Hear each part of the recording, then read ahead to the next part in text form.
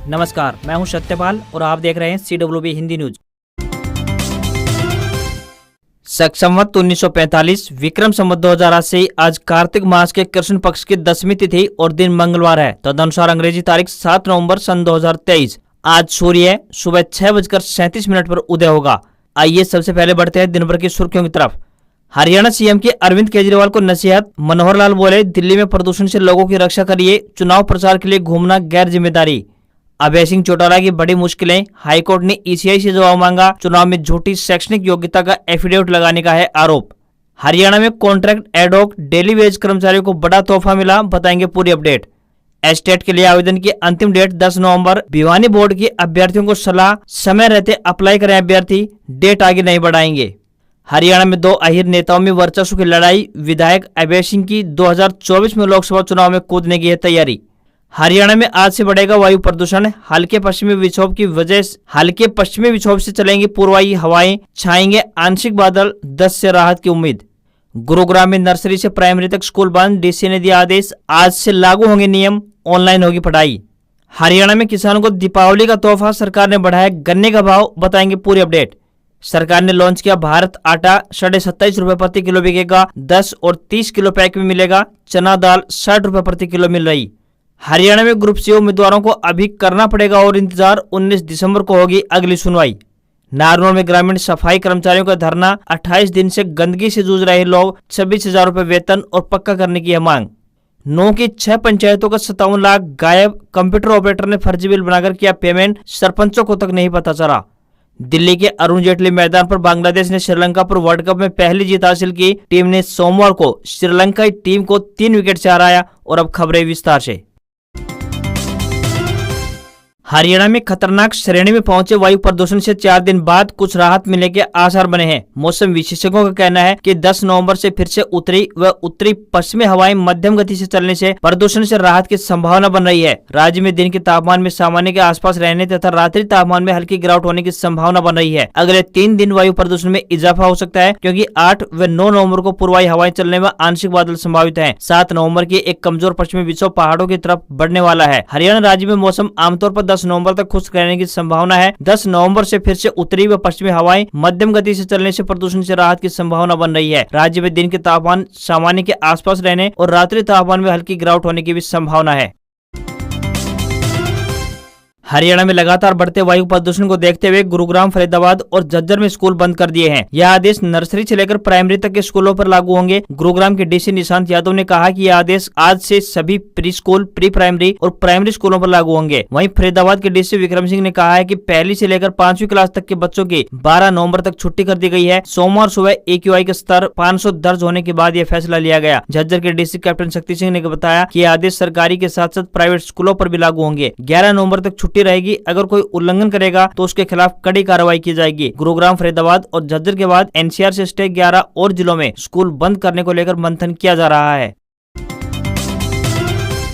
हरियाणा में एलनाबाद विधानसभा सीट से INLD विधायक अभय सिंह चौटाला की मुश्किलें बढ़ गई हैं। चुनाव के दौरान अपनी शैक्षणिक योग्यता का झूठा एफिडेविट देने के मामले में सोमवार को पंजाब एंड हरियाणा हाईकोर्ट में सुनवाई हुई। हाईकोर्ट ने भारतीय चुनाव आयोग को नोटिस जारी कर जवाब मांगा है। हाईकोर्ट में दायर याचिका में अभय सिंह चौटाला पर आपराधिक मुकदमा दर्ज करने और BA डिग्री की जाँच करवाने की मांग की गई है। दायर याचिका में कहा गया है कि सन 2014 के चुनाव के दौरान अभय सिंह चौटाला ने एफिडेविट में अपनी उच्चतम शैक्षणिक योग्यता मगध विश्वविद्यालय बोध गया से BA बताई गई थी, जबकि 2019 व 2021 के चुनाव के दौरान चुनाव आयोग के सामने दायर एफिडेविट में अभय सिंह चौटाला ने उच्चतम शैक्षणिक योग्यता 10वीं बताई है। इसी प्रकार एफिडेविट में आय को लेकर आयकर के बारे में भी झूठी जानकारी दी गई है। बहस सुनने के बाद हाईकोर्ट ने भारतीय चुनाव आयोग को नोटिस जारी करते हुए 30 जनवरी 2024 तक जवाब देने के निर्देश जारी किए हैं। देश की राजधानी दिल्ली में बढ़ते एयर पोल्यूशन और योग्यताओं के क्रियान्वयन को लेकर हरियाणा सीएम मनोहर लाल खट्टर और दिल्ली के सीएम अरविंद केजरीवाल आमने सामने आ गए हैं। मनोहर लाल ने केजरीवाल के द्वारा किए गए एक्स पर पलटवार करते हुए लिखा है कि महाराज धाकड़ हरियाणा है, हम हर योजना के क्रियान्वयन के लिए सक्षम हैं। सीएम ने लिखा है कि दिल्ली में प्रदूषण की जिम्मेदारी लेते हुए नागरिकों की रक्षा कीजिए। इस संकट के समय में दिल्ली छोड़कर दूसरे राज्यों में घूमकर चुनाव प्रचार करना आपकी गैर जिम्मेदारी का परिचय है। अगर दिल्ली का शासन चलाने में कोई तकलीफ आए तो पूछ लीजिएगा, आपकी मदद करने में हमें बड़ी खुशी होगी। हरियाणा के मुख्यमंत्री मनोहर लाल खट्टर ने कॉन्ट्रैक्ट एडहॉक डेली वेज पर काम करने वाले कर्मचारियों को बड़ी राहत प्रदान की है। सीएम की मंजूरी के बाद अब ऐसे कर्मचारी 52 साल तक सरकारी रेगुलर भर्ती के लिए आवेदन कर पाएंगे। नए नियमों हरियाणा सिविल सेवा यानी सामान्य द्वितीय संशोधन नियम 2023 के तहत किसी भी विभाग, बोर्ड, निगम और सरकारी सहायता प्राप्त संस्थान में काम करने वाले कर्मचारियों को छूट दी जाएगी। सरकारी विभागों, बोर्डों, निगमों और सरकारी सहायता प्राप्त संस्थानों में काम करने वाले कर्मचारी इसके लिए पात्र होंगे। नियमों के तहत बात करें तो कर्मचारी आयु में छूट का लाभ केवल एक ही बार उठा पाएंगे। नए नोटिफिकेशन में कहा गया है कि एक बार जब किसी व्यक्ति को आयु में छूट के लाभ के साथ हरियाणा सरकार के किसी भी विभाग, बोर्ड और निगम में नियमित आधार पर नियुक्त किया जाता है तो वह बाद में किसी भी नियुक्ति के लिए दोबारा इसका लाभ उठाने का हकदार नहीं होगा। वर्तमान में नियमित सरकारी सेवा में प्रवेश के लिए न्यूनतम आयु सीमा की बात करें तो न्यूनतम आयु सीमा 18 वर्ष है, जबकि ऊपरी आयु सीमा 42 वर्ष तय की गई है। रोहतक पहुंचे भारतीय किसान यूनियन चढ़ोनी के अध्यक्ष गुरनाम सिंह चढ़ोनी से जब एसवाईएल को लेकर सवाल पूछा गया तो उन्हें गुस्सा आ गया। उन्होंने भड़कते हुए कहा कि सरकार हरियाणा व पंजाब को अलग अलग करने के लिए एसवाईएल का मुद्दा लेकर आई है। यह कोई मुद्दा नहीं है, लेकिन दोनों प्रदेशों के लोग मिलकर सरकार को पीटेंगे। अगर समुद्र में जाने वाले बरसाती पानी को रोक लिया जाए तो इसकी जरूरत ही नहीं है। एसवाईएल के मुद्दे पर चढ़ोनी ने कहा कि यह मुद्दा राजनेताओं का व राजनीतिक है। करीब पूरे पंजाब में बाढ़ आई थी और हरियाणा के 6 जिलों में बाढ़ आई थी। उस बाढ़ में तबाही मचाई, जिसमें फसलें नष्ट हो गई और पशु व लोग मारे गए। जो पानी परमात्मा ने समुद्र से उठाकर शुद्ध करके छोड़ा था वह वापस समुद्र में चला गया। हम बर्फ के पानी के लिए लड़ रहे हैं। हरियाणा विद्यालय शिक्षा बोर्ड यानी HBSE द्वारा 2 व 3 दिसंबर को हरियाणा शिक्षक पात्रता परीक्षा यानी एस्टेट का आयोजन कराया जाएगा। इसमें शामिल होने के लिए आवेदन की अंतिम डेट 10 नवंबर है। बोर्ड की ओर से अभ्यर्थियों से अपील की गई है कि वे समय रहते आवेदन निपटा दें। इसमें अब केवल 3 दिन का ही समय बचा है। हरियाणा शिक्षा बोर्ड के चेयरमैन डॉक्टर VP यादव और सचिव ज्योति मित्तल ने सोमवार को कहा कि हरियाणा अध्यापक पात्रता परीक्षा लेवल 1, 2 व 3 का आयोजन शिक्षा बोर्ड द्वारा 2 व 3 दिसंबर शनिवार व रविवार को आयोजन करवाया जा रहा है। पात्रता परीक्षा के लिए शिक्षा बोर्ड द्वारा ऑनलाइन आवेदन शुल्क भरने की अंतिम तिथि 10 नवंबर 2023 निर्धारित की गई है। उन्होंने कहा कि ऑनलाइन आवेदन भरने की अंतिम तिथि को अब आगे नहीं बढ़ाया जाएगा। अभ्यर्थियों को ऑनलाइन करते समय किसी भी प्रकार की अगर तकनीकी कठिनाई आती है तो हेल्पलाइन नंबर 93 587 67 113 व ईमेल ID helpdesk@2023@gmail.com पर संपर्क कर सकते हैं। मनरेगा योजना में हुए करोड़ों के घोटालों से चर्चाओं में आए नूह का पुनाना खंड विकास एवं पंचायत कार्यालय एक बार फिर से एक नए घोटाले से सुर्खियों में बना हुआ है। इस बार बिना सरपंच व अधिकारियों को पता लगे ही पंचायत खातों से 57 लाख रुपए की राशि निकाल ली गई है। मामले की पोल जब खुली, जब सरपंचों ने खाते की स्टेटमेंट देखी, इसके बाद अधिकारी और दोषी मामले को रफा दफा करने में जुट गए। सारे मामले में एक कंप्यूटर ऑपरेटर को मास्टरमाइंड बताया जा रहा है। मामले के बाद से ऑपरेटर फरार है, सरपंचों को राजी करने में जुटा हुआ है। सूत्रों से मिली जानकारी के अनुसार बात करें तो पुनाना उपमंडल के आधा दर्जन से अधिक ग्राम पंचायतों के सरपंचों के डिजिटल हस्ताक्षरों का दुरुपयोग करते हुए पुनाना खंड विकास एवं पंचायत कार्यालय में कार्यरत एक कंप्यूटर ऑपरेटर ने लगभग 57 लाख रुपए की राशि विकास कार्यों के नाम पर फरीदाबाद की एक फर्म के नाम पेमेंट कर दी। साथ ही कंप्यूटर ऑपरेटर ने सरपंचों को इस लाखों रुपए के गबन के बारे में तनिक भी भनक तक नहीं लगने दी। कंप्यूटर ऑपरेटर द्वारा 15वें वित्त आयोग की राशि को फर्जी बिल बनाकर सरपंच और अन्य अधिकारियों के फर्जी हस्ताक्षर कर बड़ी आसानी से निकाल भी लिया। बताया जा रहा है कि जिस फर्म के नाम यह राशि जारी की गई है उसी फर्म से पहले मनरेगा योजना में भी जुड़े करोड़ों रुपए का घोटाला हुआ है। वहीं डीसी धीरेन्द्र खड़गटा का कहना है कि अगर ऐसा कोई मामला आता है तो उसकी जांच कराई जाएगी। इस तरह के गबन मामले में किसी को भी बख्शा नहीं जाएगा। हरियाणा के महेंद्रगढ़ विधानसभा क्षेत्र के गांव में हरियाणा उदय के तहत अटेली के विधायक सीताराम यादव ने गांव झगड़ोली, अनावास, सिगड़ा, बचिणी व गागड़वास में जनसंवाद कार्यक्रम किया। विधायक ने लोगों की समस्याएं सुनी और सरकार की योजनाओं का फीडबैक भी लिया। इस मौके पर उनके साथ पूर्व शिक्षा मंत्री रामविलास शर्मा भी मौजूद थे। विधायक सीताराम यादव ने कहा कि 9 सालों में देश का विकास तेजी से हुआ है, चाहे वो सड़कों का विस्तारीकरण हो या फिर नहरों में पानी पहुँचाना हो। उन्होंने कहा कि प्रदेश सरकार ने नहरों के जरिए प्रदेश में अंतिम टेल तक पानी पहुँचाया है व इसी के साथ ही दोहान नदी में भी पानी छोड़ा गया। आज इसी का नतीजा है कि जल स्तर में काफी सुधार हुआ है। सीताराम ने कहा कि वर्तमान सरकार अब देश में हर जिले में मेडिकल कॉलेज बनवा रही है। अब हर व्यक्ति को स्वास्थ्य संबंधित बेहतर सुविधाएं भी उसी के जिले में प्रदान की जा सकेंगी।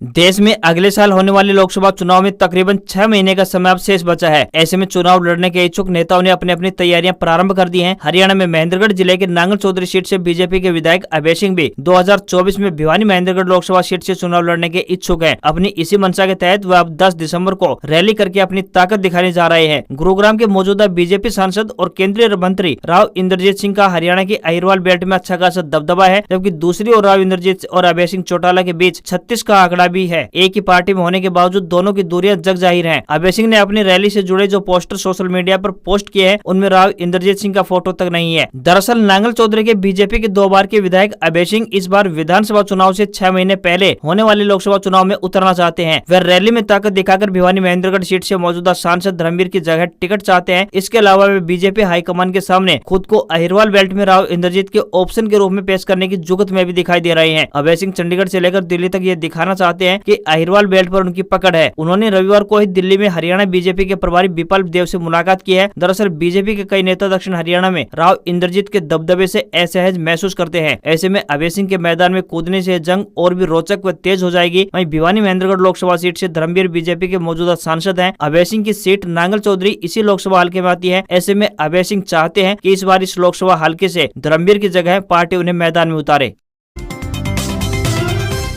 त्योहारी सीजन पर हरियाणा के गठबंधन सरकार ने गन्ना किसानों को बड़ा तोहफा दिया है। सीएम मनोहर लाल खट्टर ने गन्ने के भाव में बढ़ोतरी कर किसानों को बड़ी राहत प्रदान की है। मुख्यमंत्री ने कहा है कि अब प्रदेश के किसानों को गन्ने का भाव 386 रुपए प्रति क्विंटल मिलेगा, यानी 14 रुपए की बढ़ोतरी की गई है। बता दें कि इससे पहले यह भाव 372 रुपए प्रति क्विंटल था। मुख्यमंत्री मनोहर लाल खट्टर ने इसके साथ ही बड़ा ऐलान करते हुए कहा है कि अगले साल से गन्ना किसानों को 400 रुपए प्रति क्विंटल का भाव मिलेगा। उन्होंने बताया कि इस बढ़ोतरी के बाद अब हरियाणा में गन्ने का भाव पंजाब से 6 रुपए अधिक हो गया है। पंजाब में फिलहाल गन्ना किसानों को 380 रुपए प्रति क्विंटल का भाव मिल रहा है। बता दें कि पिछले दिनों सूबे के कृषि मंत्री जेपी दलाल ने संकेत दिए थे कि हरियाणा अपने ट्रैक को बरकरार रखेगा और पंजाब के मुकाबले हरियाणा के किसानों को गन्ने का हमेशा ऊंचा भाव मिलता रहेगा।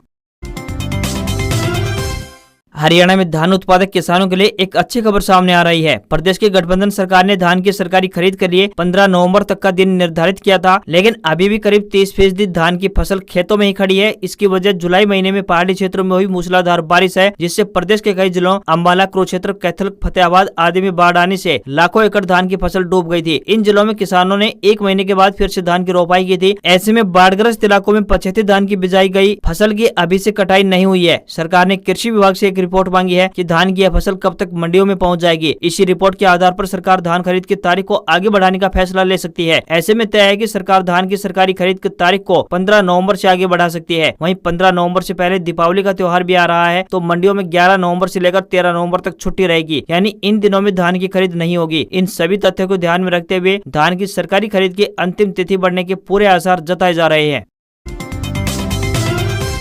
हरियाणा की गठबंधन सरकार में बिजली मंत्री रणजीत सिंह चौटाला ने कहा है कि पूरे प्रदेश में ग्रामीण व शहरी क्षेत्रों के रिहायशी इलाकों, पार्क, तालाबों तथा अन्य सार्वजनिक स्थानों से सभी हाई टेंशन तारों को हटाने की अनुमति मिल चुकी है और दीपावली के बाद इस पर काम प्रारंभ कर दिया जाएगा। बिजली मंत्री रणजीत सिंह चौटाला ने बताया कि लाल डोरे के 3 किलोमीटर के अंदर आने वाली सभी ढाणियों में बिजली कनेक्शन देने का सारा खर्च सरकार वहन करेगी। इससे ज्यादा की दूरी पर कनेक्शन लेने के लिए 50% खर्च मकान मालिक को देना होगा, जबकि बाकी सरकार के द्वारा वहन किया जाएगा।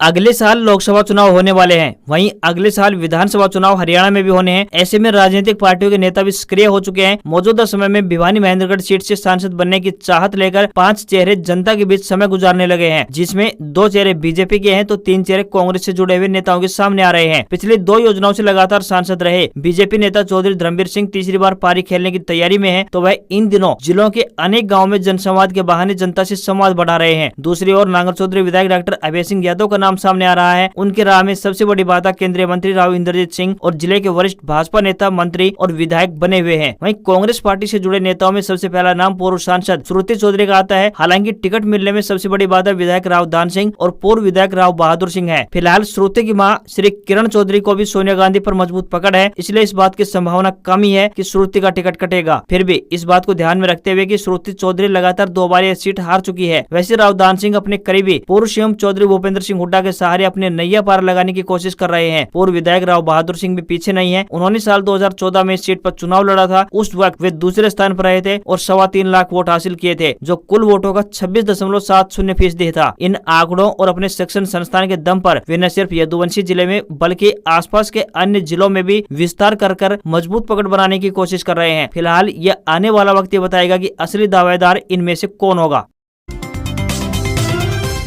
हफ्ते के पहले कारोबारी दिन भारतीय शेयर बाजार में तेजी देखने को मिली। सेंसेक्स 593 अंक की तेजी के साथ 64,958 के स्तर पर बंद हुआ। वहीं निफ्टी की बात करें तो निफ्टी में भी 181 अंकों की तेजी रही और यह 19,411 के स्तर पर बंद हुआ। वहीं $1 का रेट 83.22 के स्तर पर पहुंच गया है। वहीं एक अन्य खबर पर नजर डालें तो रिलायंस जियो ने ट्रेडिशनल कारों को स्मार्ट बनाने के लिए जियो मोटिव लॉन्च किया है। 4,999 रुपए की कीमत वाले इस डिवाइस में real time location tracking, vehicle health और एक्सीडेंट डिटेक्शन जैसे कई एडवांस फीचर्स मिलेंगे। लॉन्च के साथ ही जियो मोटिव कंपनी की ऑफिशियल ई कॉमर्स वेबसाइट और अन्य ई कॉमर्स वेबसाइट पर अवेलेबल हो गया है। यह डिवाइस केवल जियो की ई सिम के साथ काम करता है। जियो मोटिव के यूजर से हर साल कंपनी 599 रुपए एनुअल प्लेटफॉर्म फीस लेगी। हालांकि पहले साल के लिए फीस सभी के लिए फ्री रहेगी। कोई भी इसे अपनी कार से कनेक्ट करके यूज कर सकता है। आज खबरों में बस इतना ही। देखते रहिए आपका अपना हरियाणा का सबसे बेहतरीन news channel CWB Hindi news. नमस्कार, आपका दिन मंगलमय हो।